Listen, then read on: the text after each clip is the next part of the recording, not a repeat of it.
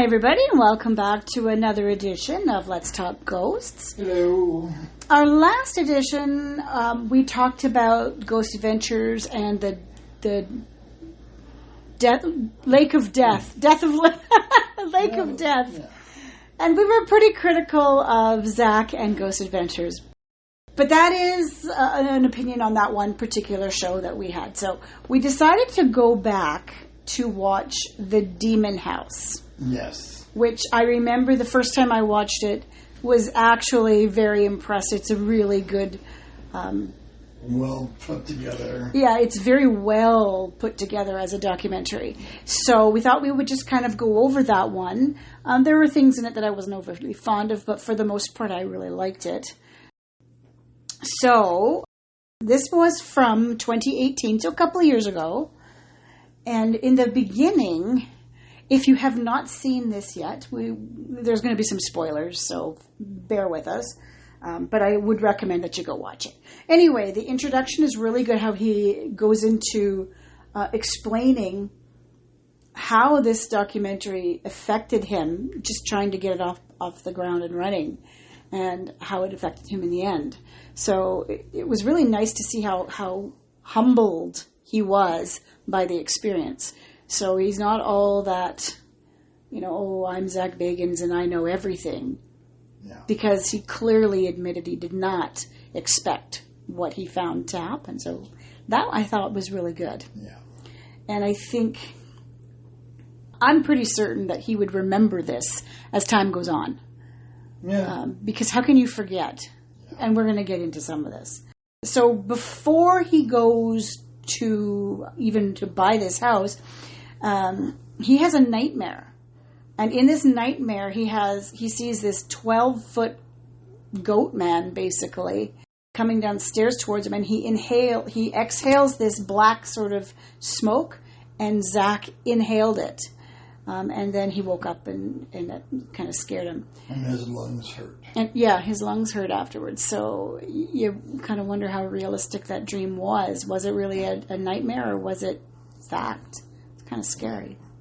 Within a day or so of that, on the news, there was this big article that he saw about this house in Gary, Indiana, with a bunch of demonic possession type stuff. Now, we know demon possession is right up his wheelhouse. He loves that stuff. So he, the very next day, goes out and buys the house in Gary, Indiana, sight unseen. Just goes out and buys it. And then the rest, there's a good portion of the history of what leads up to when they decide to go and investigate it. Huge, huge amount of research went into this documentary.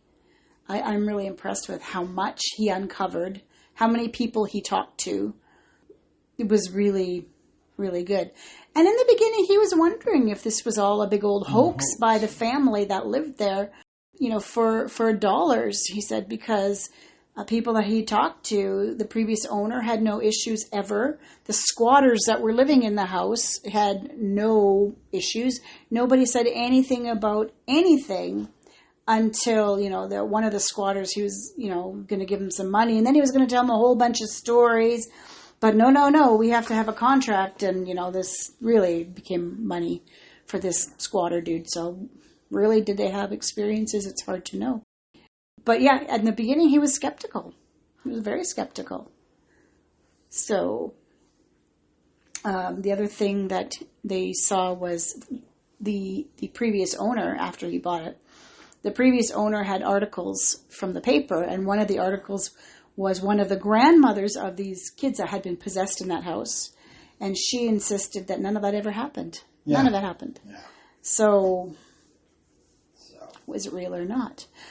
Zak did all his due diligence. He had the house inspected. And the inspector did say there's black mold in the house in the attic. There was some asbestos. He believes there was carbon monoxide probably coming out of the furnace. Yeah. So all of those things could make you paranoid, have hallucinations, that sort of thing. So yeah, that was quite the thing. Yeah. Just the lead up to it. They really talked about the Ammons family, which is the family that lived in the house. It was a mom, 2 boys and a girl. Yeah. And how they were basically possessed a lot of times. And one of them had to have did they have to have an exorcism? Yeah. Two.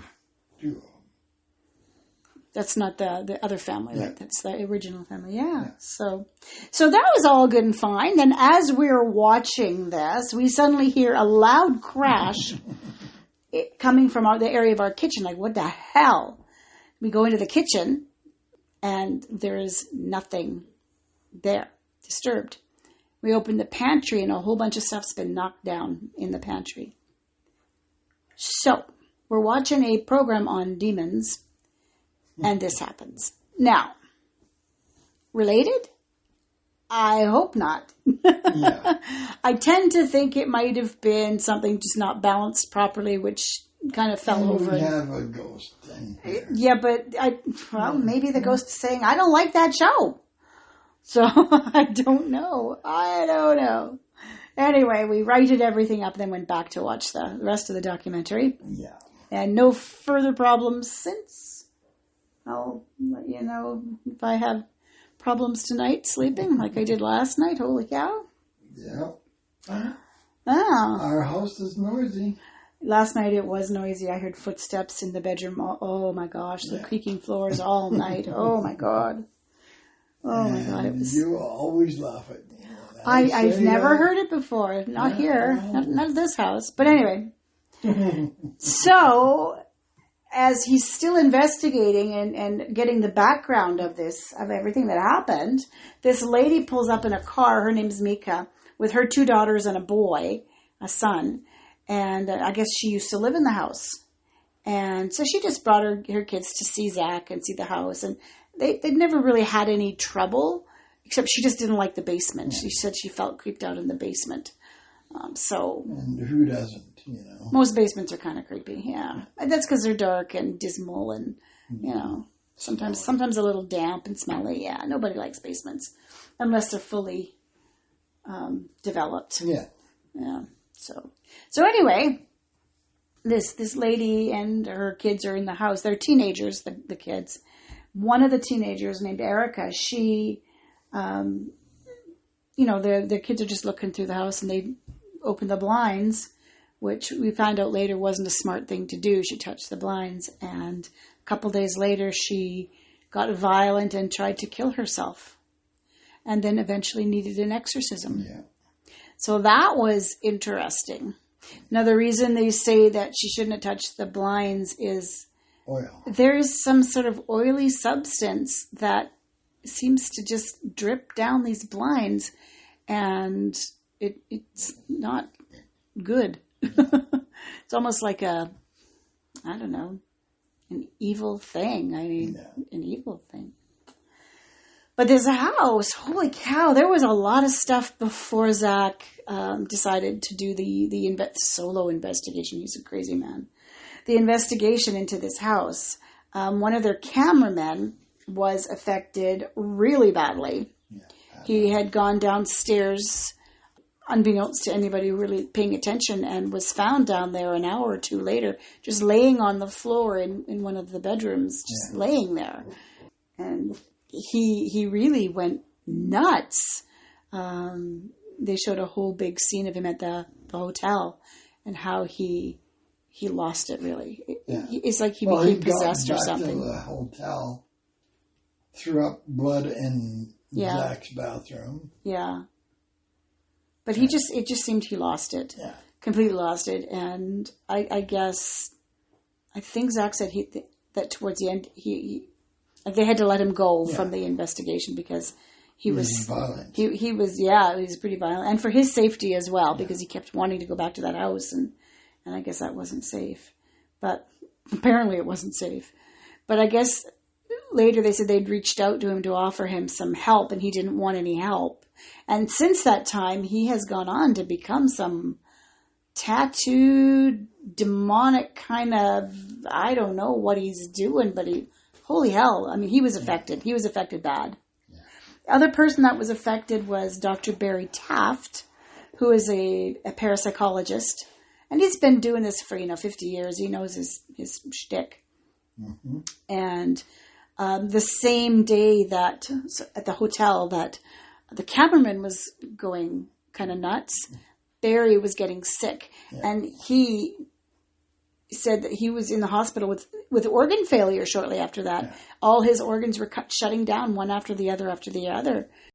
Yeah, so that was after visiting that house. Now, to be fair, I did happen to go and do a little bit of research on that. He started getting sick with something in 2015. Now, this was filmed in 2018. Yeah. So whatever he had that was going on was exacerbated by whatever he encountered in this house.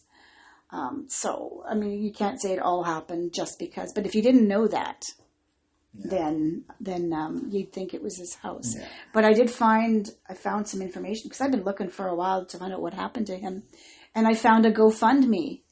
And he's got it called Survival Help because he's truly messed up. He's just got Social Security of something like $680 a month, and that's all he's got coming in now, which to me seems really odd considering the books he's written and everything. I guess if they're not selling, but it's sad to see someone in that dire kind of straits. Yeah.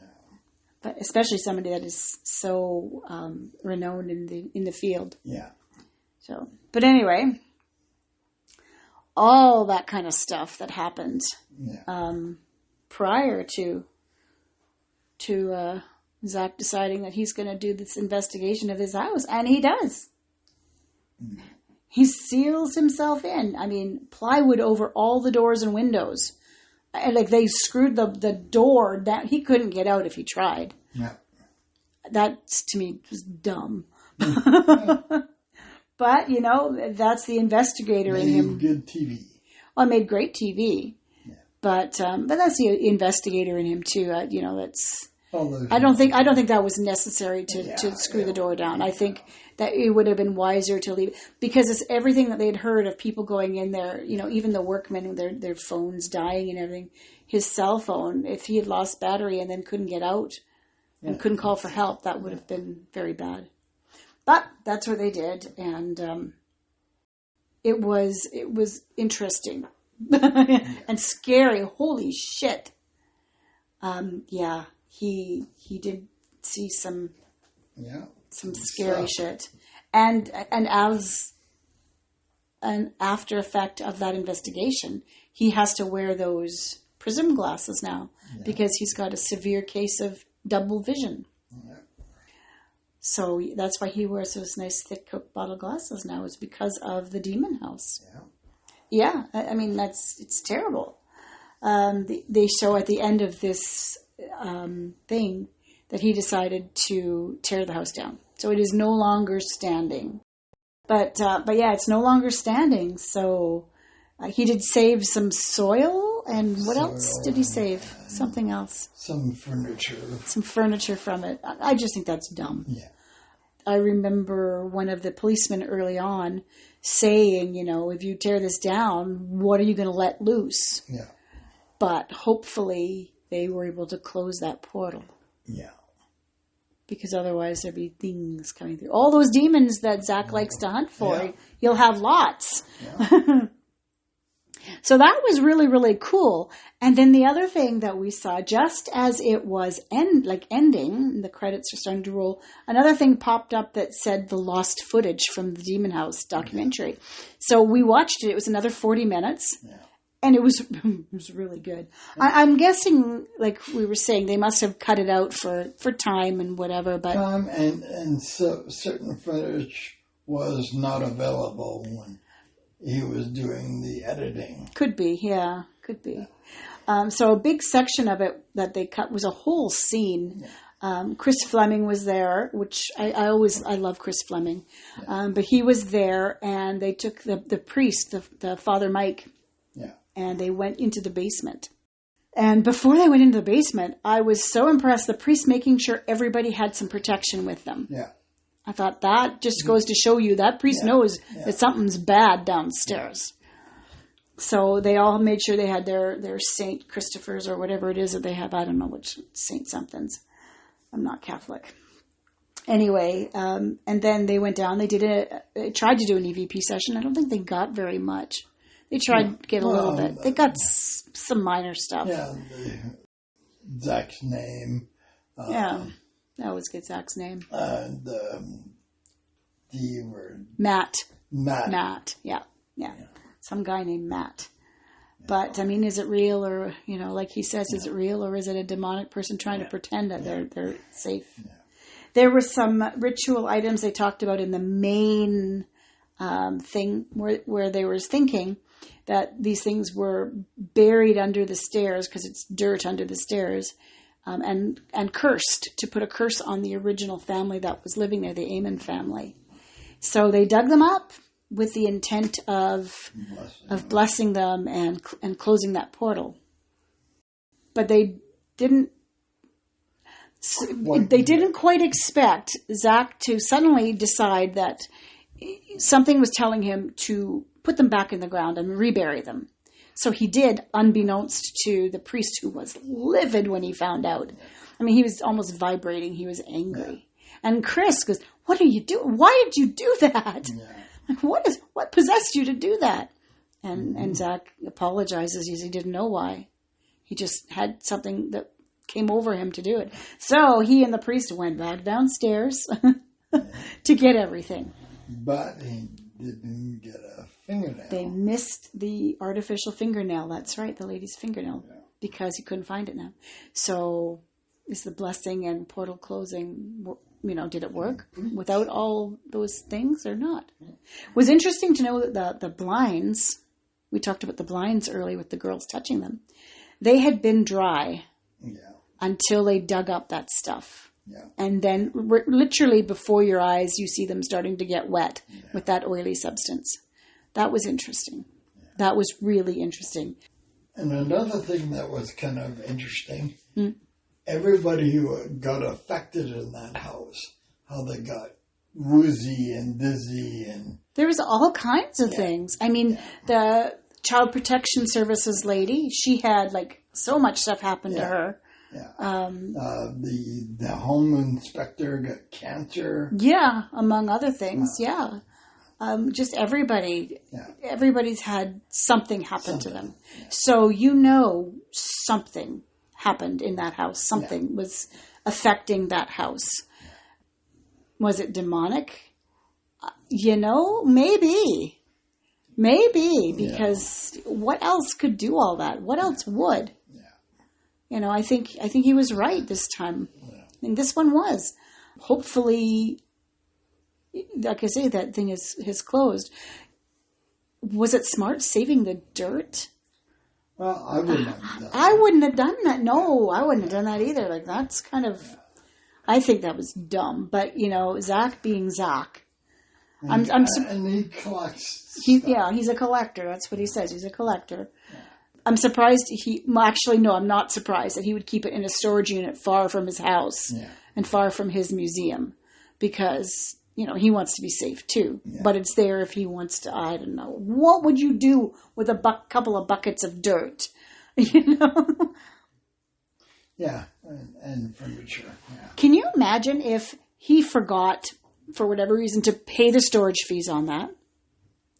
And you know what happens when you don't pay storage fees? They go to auction or whatever. Somebody opening it up and going, "Oh, it's just a bunch of dirt," and dumping it in their backyard. Can you imagine? What could that do? You don't know. You don't know. That is frightening. Yeah. But all in all, it was a good couple of hours. It was well worth the time. And I would strongly advise watching the lost footage as well. It was really well done. Like I said, he really pulled that history together very well. So for those of you who didn't like our last review, saying we didn't like, Bagans and crew, it's not always true. It's not always true. I think it's very, very specific to whatever investigation they're on. I'll call out, Chris Fleming when I think he's doing something bogus. Yeah. And I have. And I really adore Chris Fleming. Yes, Chris Fleming, I know that you're listening. Anyway,